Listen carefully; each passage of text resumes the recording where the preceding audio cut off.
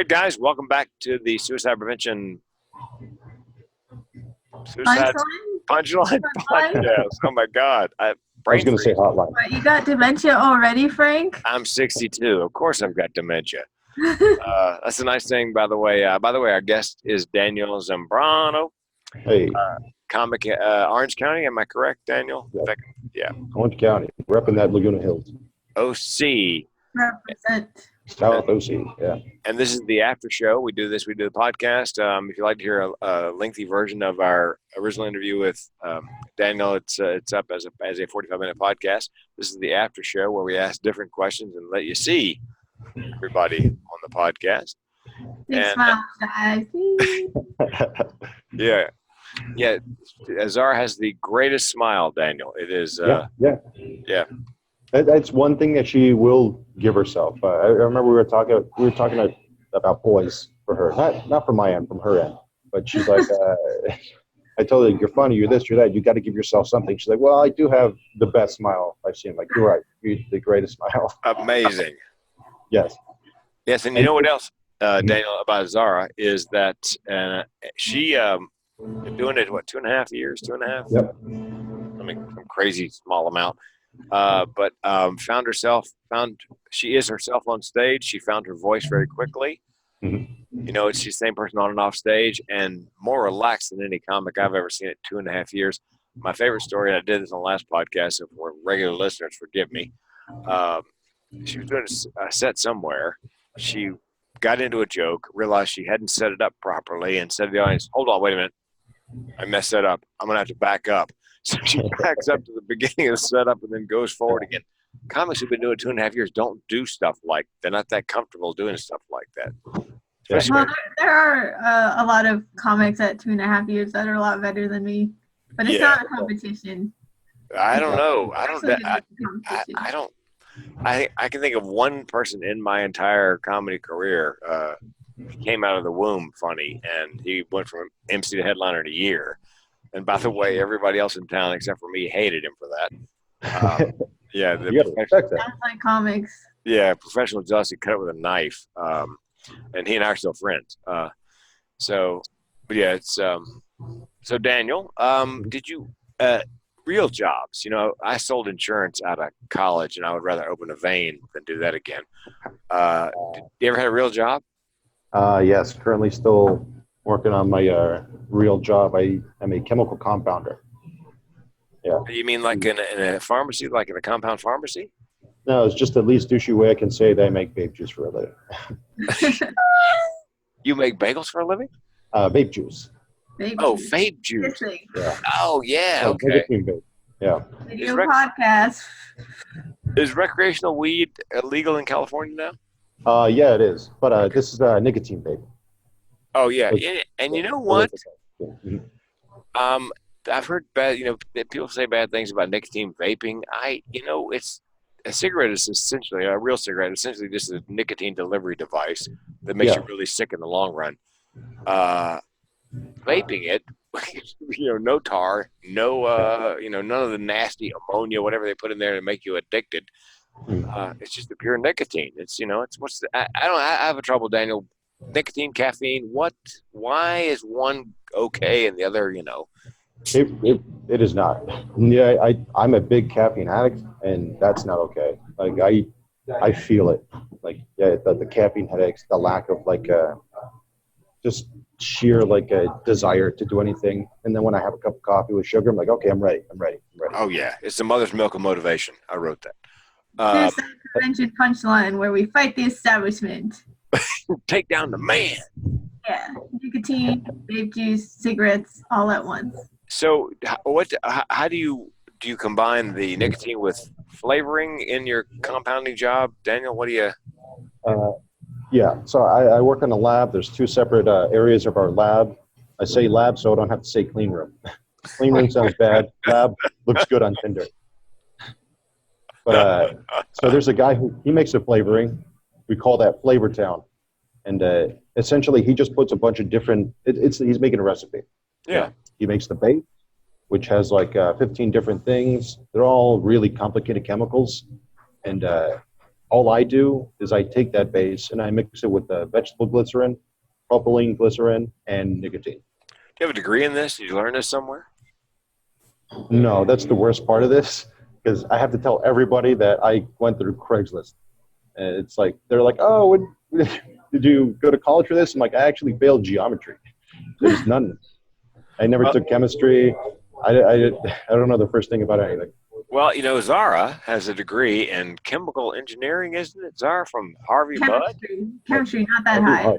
Chemistry, yeah. So, yeah, she has a degree in chemistry. Yeah. And doing stand-up comedy. You know, her folks are proud. Oh, yeah. Step down. It started with chemistry, then it went to social work, and now it's at comedy.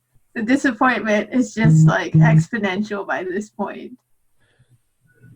Well, and you know, Daniel, I've worked with a number of comics. Did we lose Daniel? Daniel, you still there? I still hear the star button. Oh, yeah, I'm still here. We're cutting off, though. I see the red line, but I can still hear you guys. Okay, the Foxworthy was an engineer, worked at IBM, and Ken Jeong. What? Yeah, Foxworthy gave him a job at IBM, which back in the day was like, you know, cradle to grave coverage, retirement, medical benefits. Ken Jeong, open micer. When I was doing that morning show and drove it into the Middle Earth, I was hosting open mic, and Ken Jeong was there at Duke Medical School, and he started there, and then moved to Tulane, I think, in New Orleans. But anyway, he's a physician. I just wonder, and an Asian. Yeah. I just wonder about that conversation with his folks when he told them, "Here's the deal, Mom, Dad. I know you sacrificed all your lives to send me to medical school, but I'm going to do this Hangover movie." Yes, and a lot of comics. You know, I've never met a stupid comic, Daniel. I've met some with absolutely no common sense, but a lot of them gave up careers as attorneys and doctors and engineers to do, you know, to do stand-up. So, did you go to college? I guess would be the next question. Yeah, I went to college, community college. I was only a couple of classes away from actually graduating. I was going for behavioral and social and behavioral studies. So I was always interested in learning in mental health and just people in general. But I just along the last couple of semesters, I started comedy, and so it was a no-brainer for me. Where the feeling I got from comedy was so much better than the feeling I would get from becoming a social worker. Sorry, Zara. I know what that feels like. Don't tell my professors. And even I'd love the degree to fall back on, but as an adult, I understand that I can go back anytime to get that education because it's there. The education is never going to go away. But the comedy right now, I feel like I have to do this right now. There's no other time. No. I have to. I went back to college actually to get because I hated insurance, get a teaching credential in California to substitute. That way I could substitute when I was in town, and then I'd go on the road and do stand-up. And I think I was there, I started, and I dropped out the last day you could drop out without losing any money. You know? And I thought, well, I'll always go back, and that was 1984. I wasn't even born yet. Neither were you, Daniel. Thanks for that, Zara. Yes, I'm old. Dementia. Just kidding. So, Zara, where did you and Daniel first meet? At a mic somewhere? Do you remember the first time you guys? I actually think I remember. I think it was at a Max Bloom's in Fullerton. It was an open mic. Oh, okay. We actually properly introduced ourselves to each other. It was just outside of the mic. The mic hasn't started yet. It was maybe like 20 minutes away. She was talking to another comic at Dakota Freeman, and then they were like roasting each other. And then Dakota said something, and then Zara she was a little more aggressive after that because it like hurt her feelings, and so she attacked him more. And then that stopped. And then I was talking to Zara, and then I forgot what the subject was, but she cut it off, and she's like, "Hey, do you want to be Facebook friends?" And that's how it started. That's her stock opening line, I think. Yeah. Yeah. Hey, do you want to be Facebook friends? I get a lot of SHIT for it, but I stick to my guns. I like asking people that. You're getting your consent, so that's good. Yeah. All about consent. Besides the punchline where we talk about consent. Yes, and opting in. Thank you. So Daniel, you are single. We didn't get around to that. Are you single? Yes, very simple. Okay, and you mentioned Tinder. Are you doing the? I know Zara does the Muslim dating apps, and I the hilarity that ensues there. yeah, You? I try not to anymore because for what I'm looking for, I don't feel like I can find it through that, and even then, I have to try.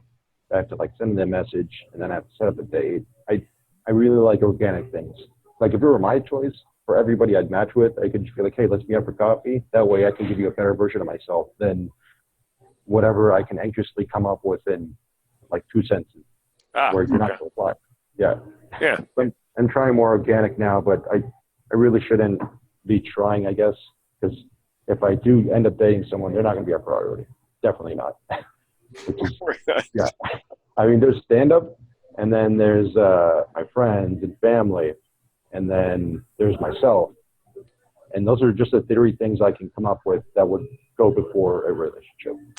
I'm thinking, yeah. It's a shame. It's not going to be a great sales pitch. Okay, listen. Before we go any farther with coffee, here's the deal. Comedy, me, family, you, right here. This is you. Number 4 or bust. Yeah, at best 4. Well, it's possible, Daniel, you'll meet somebody who will be okay with that. You know, Yeah, I hope so. I joke about it, but like, I really, I feel like I need a girlfriend who doesn't have time for a boyfriend. yeah. And there are people like that out there that have their own lives, their own thing. There's a difference between lonely and loneliness. And, you sort of operate, my lovely wife hates to see me go on the road to do a cruise or a corporate gig. Can't wait to see me when I get back. She can operate in my absence, and it's, yeah, there's somebody out there for you, Daniel. God hope it. Yeah, that's. Would you like to have kids? I mean, assuming somebody could put up with all that. I think it's a yes, but for now I have the godson who he is everything. He is the cutest. He is so cute. The greatest ever. Yeah, little Milan Santiago Zambrano, my godson. He's Nice. 3 years old. He's amazing. And you can spoil him rotten. Oh yeah. The kids would be great. My mom would love the kids right now. She doesn't care if I'm like financially struggling. She wants kids. She's got that like old school Mexican. So yeah, she told me she's like you could just leave the kid with me. I'll take care of it. I'll raise it. I'm like okay. You procreate. I will. Yeah. That's great. Just give me 1 or 2 or 3. That's fine. That's Oh yeah. She is so ready to be a grandmother. So maybe for her, hopefully soon I can before 30. But even then, that's pushing it. Yeah, and comedy is can be all consuming if you can do it. If you can do it as a job and not just a travel cocktail party. Mm-hmm. Well, comedy contests is all right. You made a note. Have you won any comedy contests? Just some local ones. Okay. Like at the Harp Inn, and there's another one I did in the Inland Empire, but nothing too crazy. I haven't actually been proactive about that, even though I should try, because you'll get booked, or you just might meet people that you can bond with later on in comedy, or that you can learn something from. Zara, she told me to next time it comes around to sign up for the Ventura Harbor Comedy Festival. Oh yeah, absolutely. Mm-hmm. It's a big one, well run. Mhm. Another guy who runs it. He's very professional.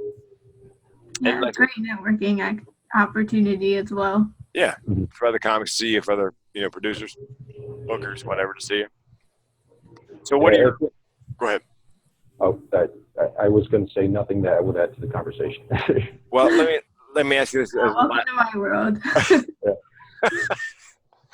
Yeah, let me ask you one last question then, Daniel. Besides, how do we get in touch with you? Your goals. I know Zara wants to write. Her dream is to write for John Oliver, which is one of my favorite shows. I think she'd be spectacular at it.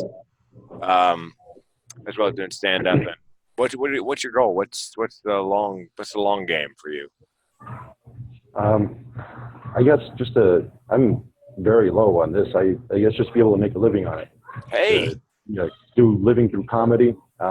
Writing would be great. I get a lot of people that tell me that I'm a great writer, that they should come to like a writing session or think of something in writing. But that was never like a first idea for me. Like that Okay. probably would be like a second job. Like I'll write, but it's not my priority. Priority just being a working comic. But eventually, hopefully my Instagram takes off, do something with that, mold something for the scene, create like a show, or the big dream that I probably have is going back to my hometown and starting a club Where's your hometown? at Corona, California, Okay. which is Inland Empire, middle of nowhere, but to have a room like that. And book it? Yeah, book it and just really create something. Not even for me, just for the community. To just add something to comedy so that when I'm gone, there's something still there, that I leave something behind. Okay. That's pretty much all that. As unselfish that seems, even though comedy's supposed to be selfish. Yeah, it's horribly unselfish. I have no idea why you came up with that. Zara, any closing thoughts with Daniel? Daniel is one of my best friends in the whole wide world. So I'm so happy that he came to be on this podcast. Thank you, Zara. Love you. Thank you. You're a great friend of mine too. And Daniel, I know Zara's had some folks in Orange County who have not been kind. And the fact that you are kind to her means I would take a bullet for you. Not in an organ, in fleshy tissue, but I would. Because, she said, there's some comics who are not always, collegial in their behavior. So I appreciate you being her friend. I think she's worth every moment of it. And delighted to have you on. Thanks for being a third podcast guest. And tell us one last time how to get in touch with you. Tell us what your Instagram is. Find me on Facebook at Daniel Zambrano, Instagram at Daniel Zambrano with a 3 instead of the E, my personal one, and preferably at Orange County Stand Up, both on Facebook and Instagram. And let's just help me, help the rest of the comics around here in OC and everywhere around the world who are going to travel down. Like this summer, we actually got a guy from Australia who emailed the Instagram about doing comedy down here. We got a lady from Chicago around here, New York. So it's doing what I wanted to do. Well, I've got a friend who's going to move down sometime this year, later on probably, and I texted him the at. So I said, look, this is the way you get started in OC. This is how you get started in OC. This, and I think it's a brilliant idea, by the way. It's too bad you can't sort of spread that, do one for LA, do one for, Ventura, do one for, make it your business to maintain these, especially with the video for the Instagram stories, that's brilliant. All right, guys. Frank, I also made an Instagram and a Facebook for the Suicide Prevention Punchline. So we should tell people to follow that as well. Yes, and I'll dig up the URL about I can't remember what it was for our Suicide Prevention Punchline. So I'll dig that up this morning. All right. Daniel, thanks again. Thank you, Frank. Thank you. Bye. See you in OC. Hey.